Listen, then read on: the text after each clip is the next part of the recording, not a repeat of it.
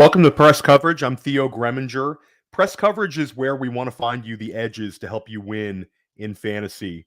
I want to be able to sift through the nonsense and get right to the point. And we're 1 week away from the NFL season. So, if you've been paying attention to Press Coverage, First Class Fantasy, Mind a Mansion, you should be very prepared to do well in your dynasty or redraft season. But today we're going to have a little bit of fun. We are going to flag plant. We're going to talk about my guys we want to bet on. And my guest today is Justin Boone of The Score.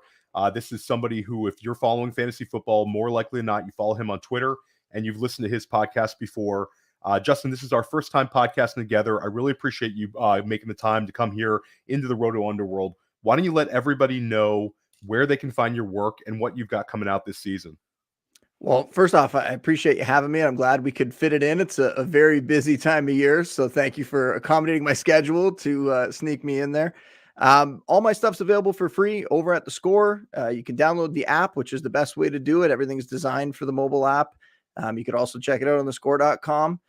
You can find me on Twitter at Justin Boone. I post links to a lot of my stuff over there. And then the Score Fantasy Football Podcast, which we're up to 3 days a week now during the season. That'll go to 5 episodes per week. And I just love doing it. The podcast was something that when we first started, I didn't know if it was going to be something that I'd fall for. And absolutely every single year that we've done it, I've gotten more and more into it. And I love the guests that we have on. And it's just become maybe my favorite thing to do during the season.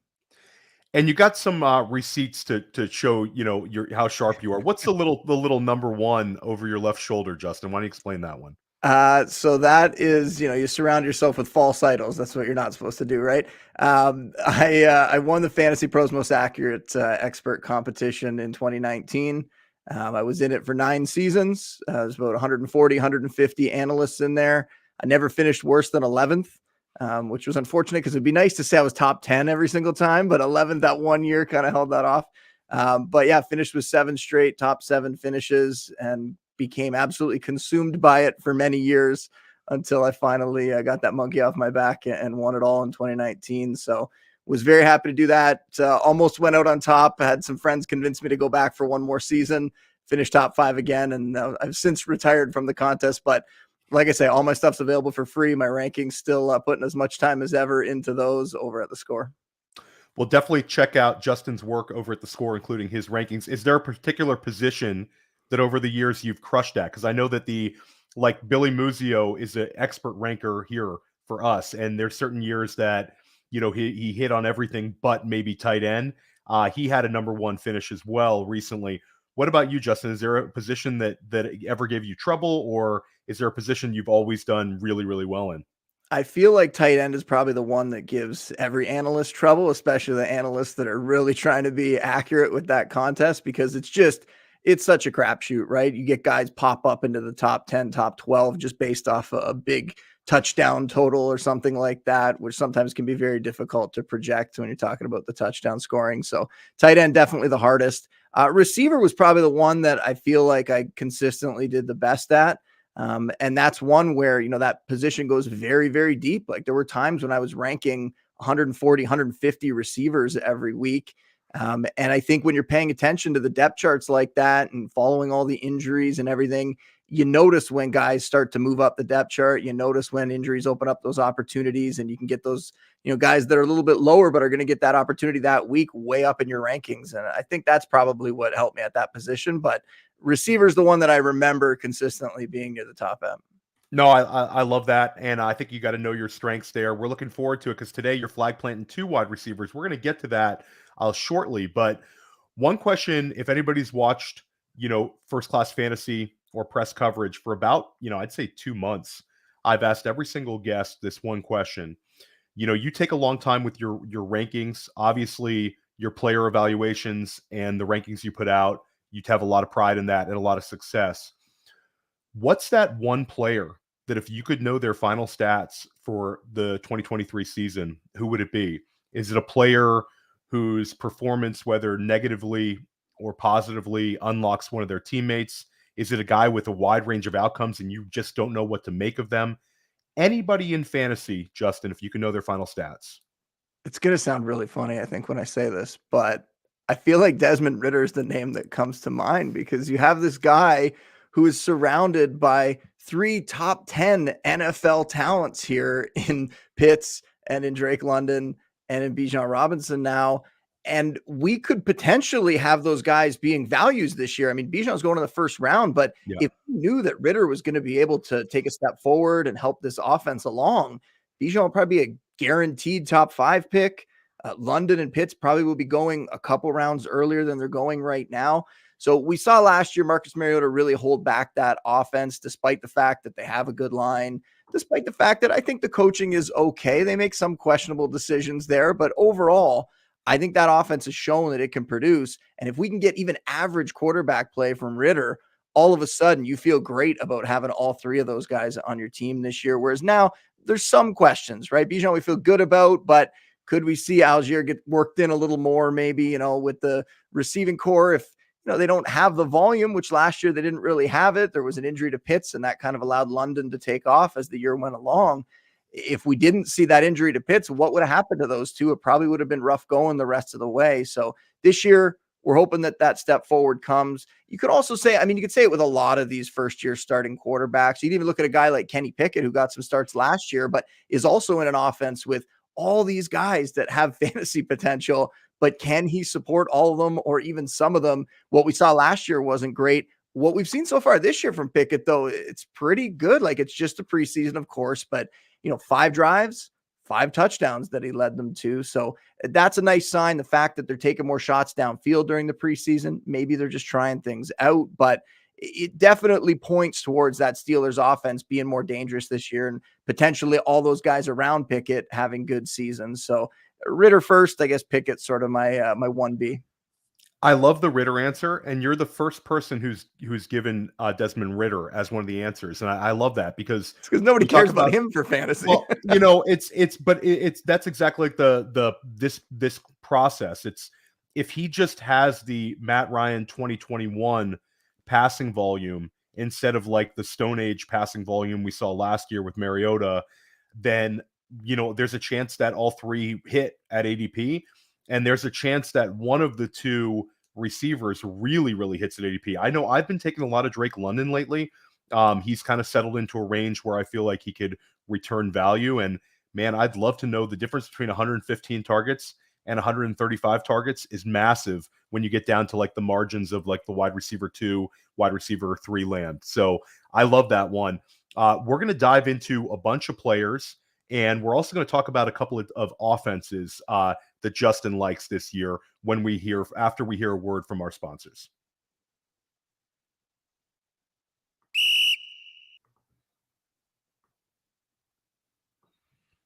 All right, I want to take a moment today to talk to you about data analysis. The data analysis tool, we listen to the users. What do you want? What do you need? And we made it happen. We added popular reports like a fantasy scoring report, air yards report. And if you want to create a new report, but you don't necessarily want to look through every field, we have quick results. Hey, show me the most popular passing data. Show me the most popular rushing data, fantasy data. Done. And the thing just is much faster than it's ever been. And the report builder got a lot easier. Check this out. We break it down into offense, defense. Show me just fantasy data elements. And then when you get results, hey, show me by draft year. Let's take a look at just certain players that played a certain number of snaps or a certain number of games last year. This is the tool that so many of you have been asking for, plus a bunch of dream features that Billy wanted and Cody wanted and I wanted and Dario wanted. So go to the fantasy tools section, click on data analysis, or go to playerprofiler.com/data-analysis.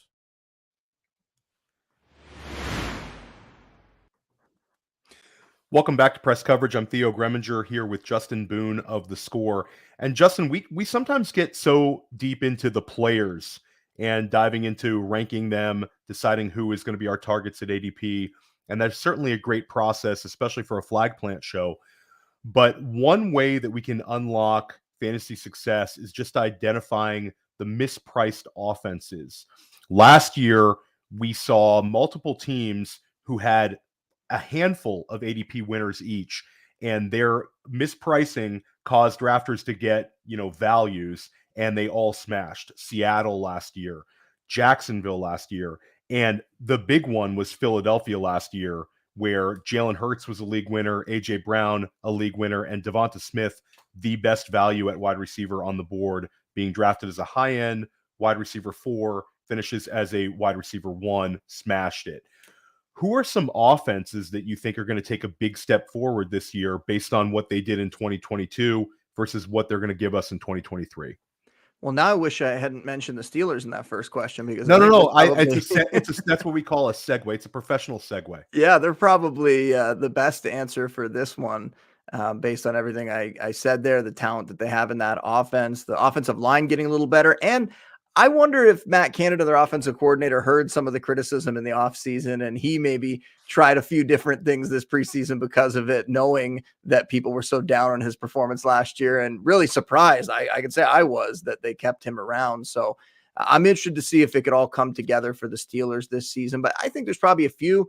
The Bears offense is one that we've kind of seen this scenario take place with a few teams where you have a young quarterback. They don't really have that top target in the offense, and the team goes out and finally gets that player for them, whether it's Stephon Diggs going to Buffalo with Josh Allen, whether it's A.J. Brown going to the Eagles last year.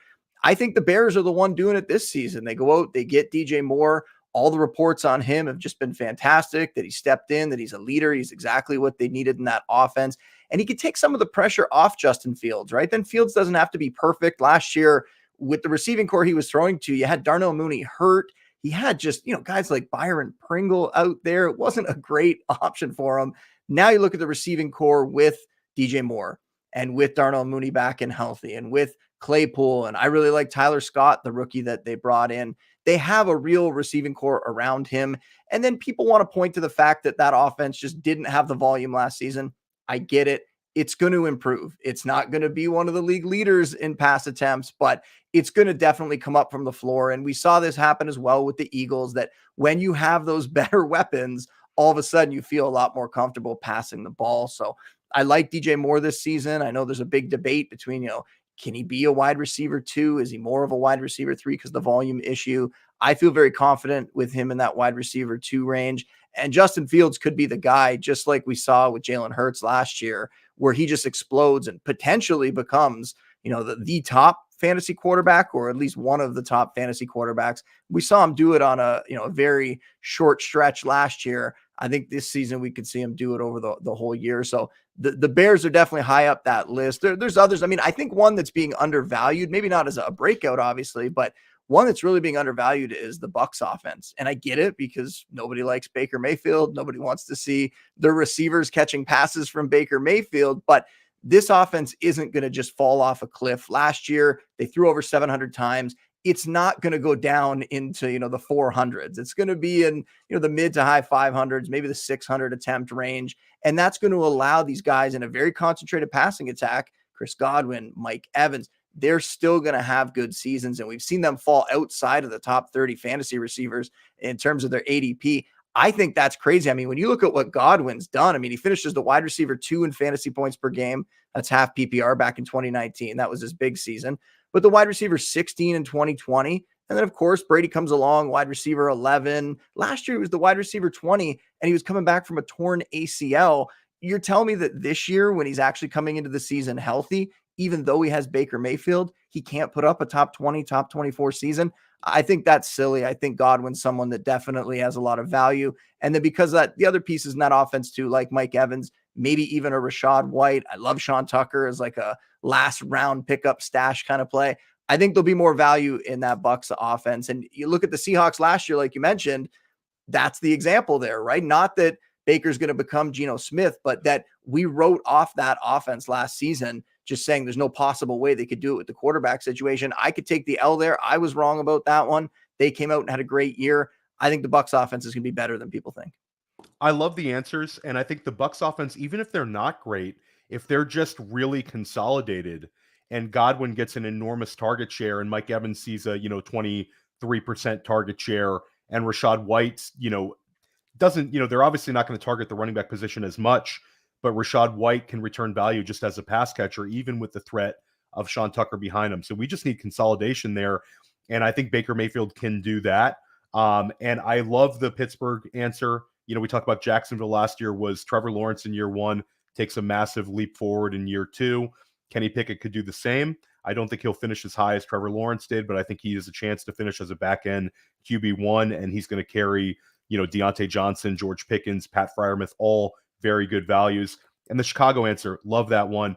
That's an offense that's really struggled getting yak from their wide receivers. And now they have probably the fastest wide receiver core in the league with DJ Moore. You referenced Scott, Claypool, Mooney. Those guys can all fly. And they also had running back success. They had 11 top 20, 10 or 11 top 24 weeks out of the running back position last year, despite being bottom 10 in scoring. So if they can get into that, top 12 in scoring, I think one of these guys between Khalil Herbert, Roshan Johnson, pick your poison. One of these guys is going to be effective. And I think the way that they're being drafted, you can potentially get both of them. So love your answers. Quickly, before we get into your flag plants, let's talk about the Miami Dolphins backfield. This is drama. We've had so much of this. They draft Devon Achane. Everybody loves it. We hear all offseason about how they're going to bring in a veteran that don't get too comfy with Achane. He survives the entire summer. He dodges every single bullet. Then you hear about how maybe they're going to get Jonathan Taylor and we should start worrying. Then we have the Achane injury. Then now we have the Jeff Wilson injury. We have Jonathan Taylor staying a Colt. It's drama, drama, drama.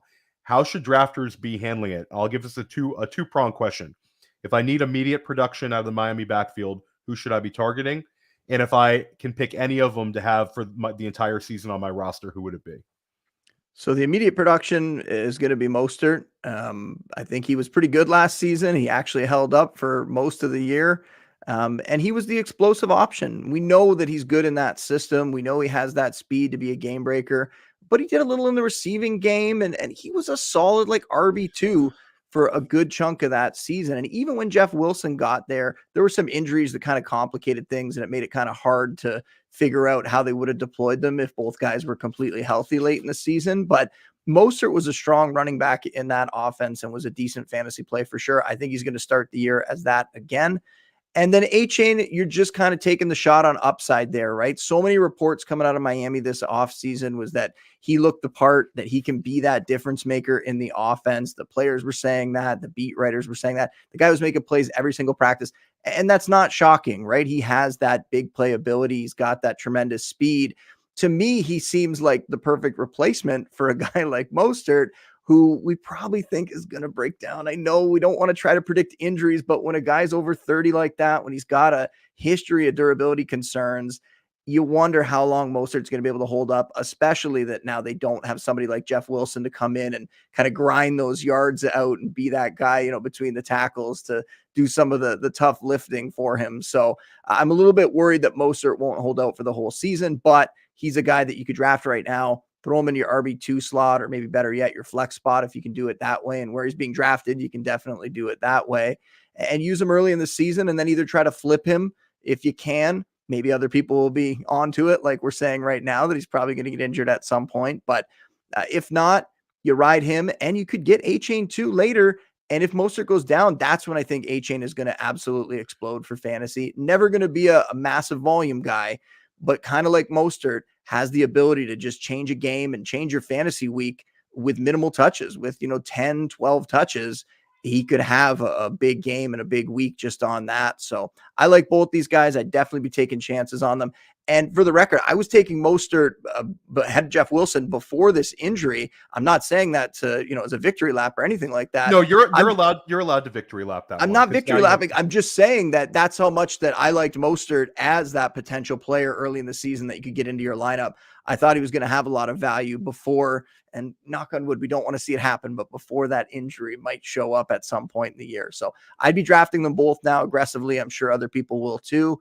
And I think if you can get both those guys together, that might be the perfect play, because if Mostert eventually goes down, Achane can take over in that same role. I think you nailed it. I think that Mostert's going to see the biggest ADP jump because a lot of people are starting out with a hero RB build, zero RB build, and I can get immediate production out of him. I know in week 1 I'm getting the volume. If I had to bet on one though, give me all the Achane. That's a guy that I've been on this summer, and it's been like a roller coaster ride, and now you have a clear path. And Miami, it doesn't sound like they're too optimistic about Wilson at all. They said he might come back this season. It was really weird. Quote. Yeah. Very weird quote. So we're interested to see if maybe they bring somebody in.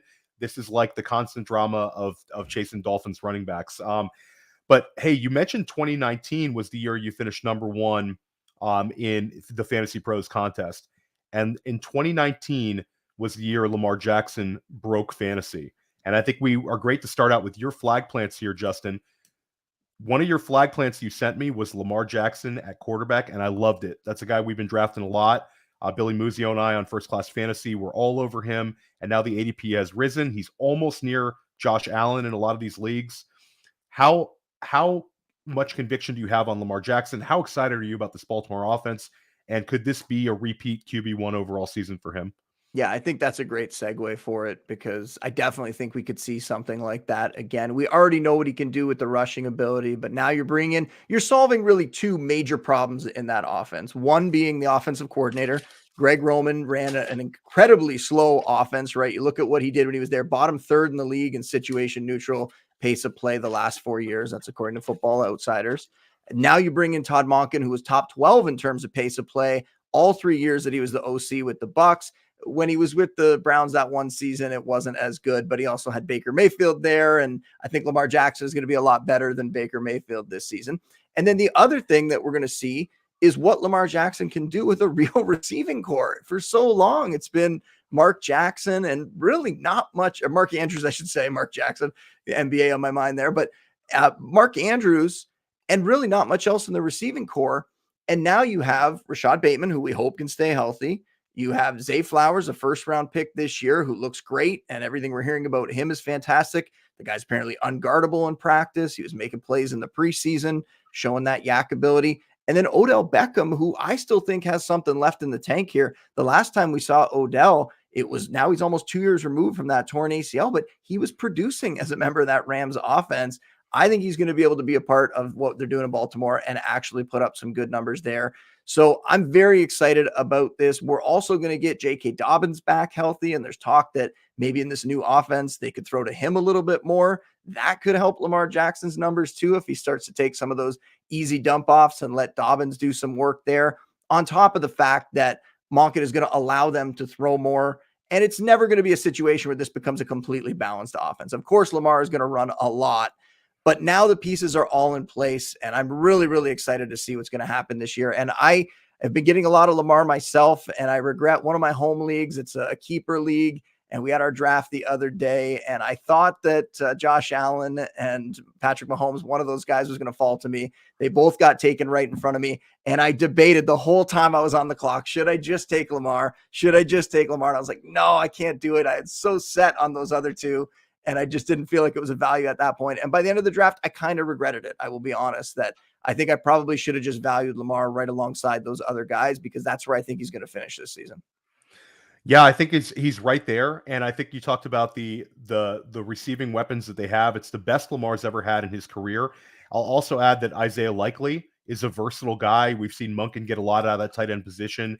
And I think that it's going to be, like you talked about, I think there's going to be less designed runs for Lamar, but more opportunistic runs in scramble situations in like 3 wide receiver sets. And I think that's when he can rip off the big runs. So I'm excited. I'm extremely excited. I think that he could finish as QB1 overall. You're still able to draft him as QB4.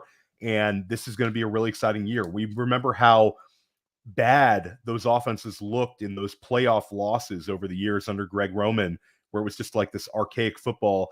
Now the excitement we have with Todd Monken, it's fantastic.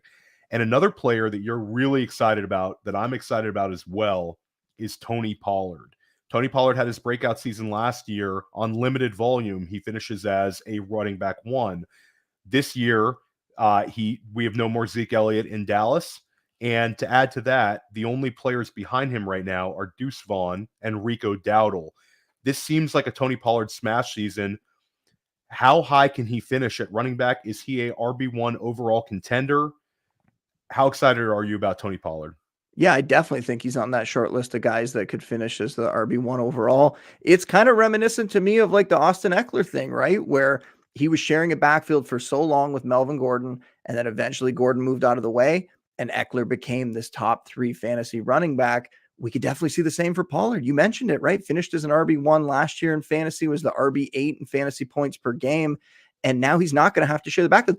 I'm shocked that they didn't bring someone else in. I thought for sure we were going to have that other shoe drop at some point, and we were going to see a veteran added to that backfield. Maybe they do like Rico Dowdle. Maybe they think that they can get more to a Deuce Vaughn, even though he's a little guy. But when you look at what Tony Pollard has done, what he brings to the fantasy landscape in terms of what he can do as a runner, what he can do as a receiver, the touchdown scoring, I just think that we're looking at a top 5 fantasy back this year for sure. And where you can get him in the second round, he has been the best second round value all off season long.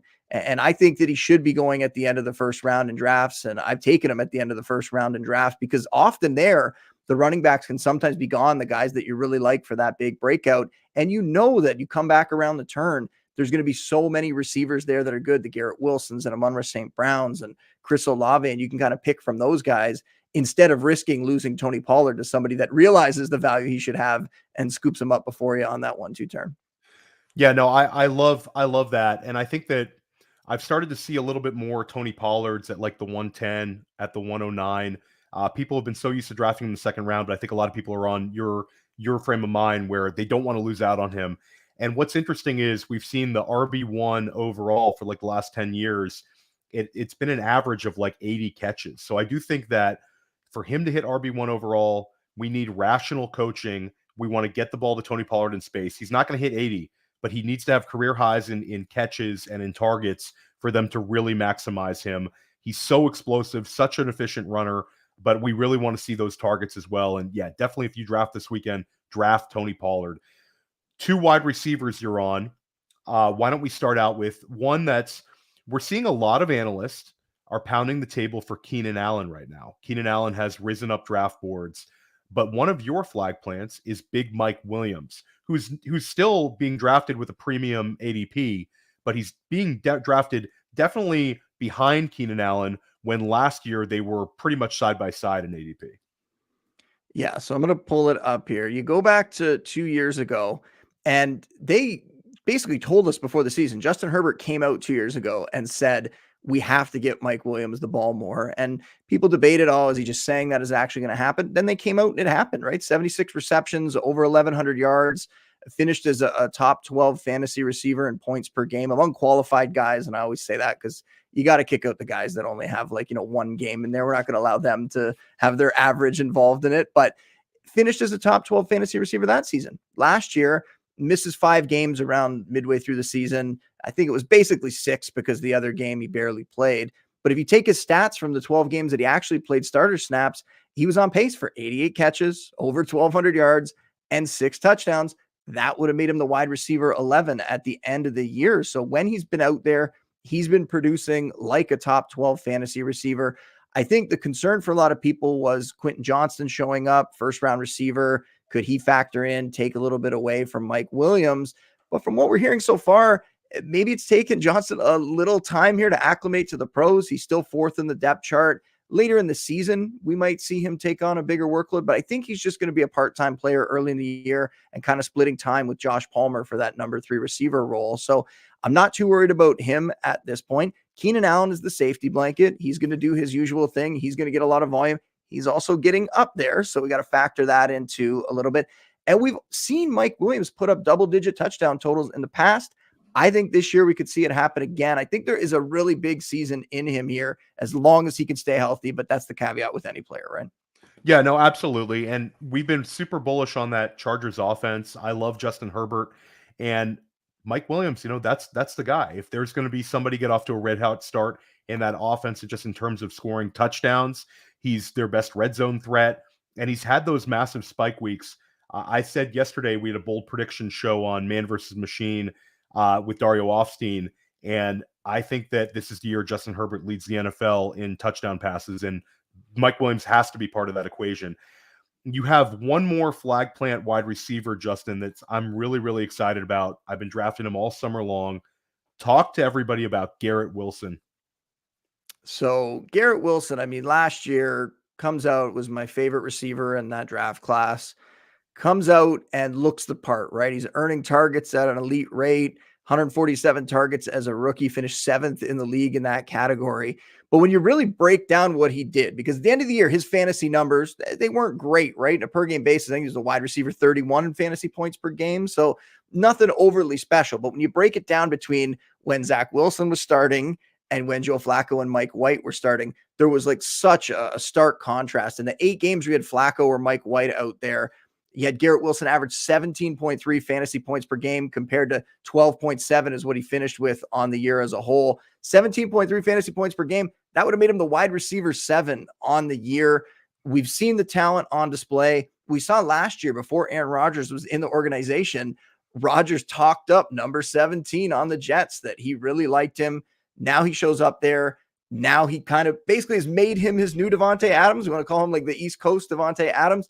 Garrett Wilson at the end of this season is going to be right up there in the same conversation with Justin Jefferson, with Jamar Chase. He is going to be viewed as one of the best receivers in the league, one of the best young receivers in the league too. All those guys have that working for them. So you got to be so ecstatic when you get Garrett Wilson in the second round. Another guy like Tony Pollard that I think value-wise deserves to be going in the first round. And I think next year is probably going to be a first round pick in fantasy drafts. So enjoy this little discount while you still can. He's going to score a ton of touchdowns. We saw in the preseason, he's got that mind meld going with Rodgers with that nice catch along the sidelines, hauling it in. Looked an awful lot like Adams on that play too. So go out, make sure you're getting Garrett Wilson on at least some of your teams this year, because if not, I think you're going to regret it. Yeah, Davante Adams had that 18 touchdown season a few years back. He had a 13 touchdown season. And then you also talk about Jordy Nelson had, I believe, 3 seasons with 13 or more touchdowns. So like Garrett Wilson being the guy that leads all NFL wide receivers in touchdown catches this year would not surprise me. And we already saw that he's an elite target earner despite the craziness at quarterback last year for the Jets. Wilson goes north of 140 targets as a rookie, which is a massive number for him to hit. I love Garrett Wilson, been drafting a lot. Justin, before we get you out of here, let us know 2 flag plant tight ends that you're excited about drafting at cost. Well, one is the obvious one, and that's Darren Waller. I think you're willing to take him. I mean, I might even go up into the 4th round to take him at this point. I think he's still going in the 5th or so. But yeah, everything pointing towards him having a big year. He already has the elite, fantasy season on his resume, and everything's pointing towards him potentially doing that again. I love that coaching staff, Brian Dable, Mike Kafka. They put their players in a position to succeed. They're going to play to his strengths. And the beat reporters have all suggested that it looks like Waller's probably going to lead this team in targets this year. And that puts him in position to potentially push for a spot up there with the Travis Kelce's and the Mark Andrews of the world. I have him as my tight end 3. If I miss out on him, I end up waiting very often at tight end and grabbing one of the rookies, Dalton Kincaid being my favorite. Now I'm a Bills fan, so take that for what it is. But Dalton Kincaid comes in as this great pass catching talent, really going to be used more as that slot receiver. They're going to use him as that chess piece that they can move around the offense. And some people are saying, is he going to be the Travis Kelce for Josh Allen? Maybe. I'm not expecting that in year 1, but I think he can come out and have a really good fantasy season right away. He was making a big impact in the preseason, not just catching passes, but drawing penalties and really putting stress on the defense. That's what you want to see out there. The Bills coaching staff, they're going to find ways to use him.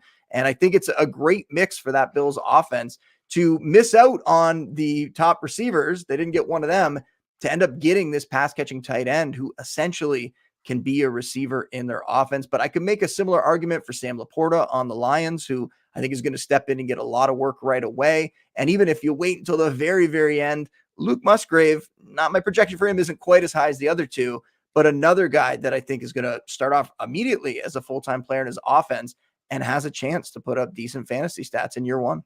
Yeah, we've seen Luke Musgrave rising up in ADP, especially in FFPC tight end premium formats. He's going to be on the field the entire game, and he's an elite athlete, and it seems like they have big plans for him. And Kincaid, I love your take. I've been saying the exact same thing about if he was simply listed as a wide receiver, I think more and more people would want to draft him. Because if I told you can get the number 2 target in Buffalo potentially, you would be all over it. And if I said he was a big slot receiver, people would definitely be all over it. So I think that they're going to move him all around.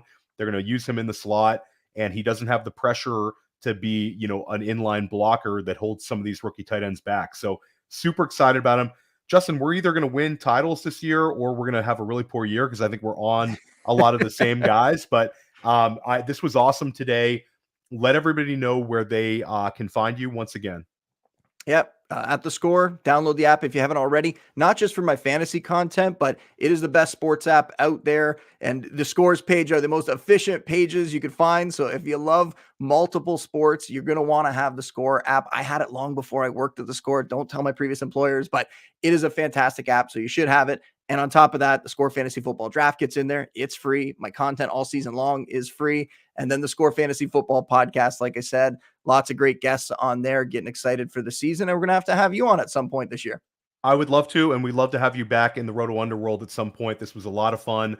Definitely stick with us at 3:30 today. Dave Kluge and Alfredo Brown of Fantasy Guys are going to join, of Football Guys are going to join Billy Muzio and I on First Class Fantasy. And then tomorrow at 12:15, if you like flag plants, I had Justin Boone on today. I'm having Derek Brown on tomorrow. You've seen him hit him on a couple of our podcasts this summer. He's going to be flag planting his guys, and we're going to be getting after it. Guys, make sure you tune in. Billy's also going to be drafting at some point, I believe this evening or tomorrow night. And everybody crush your drafts. You've been doing it all summer with us. This is the time to execute the plan, draft the players that we've been talking about, and have conviction in your picks. Let's win some titles this year. Have a great afternoon.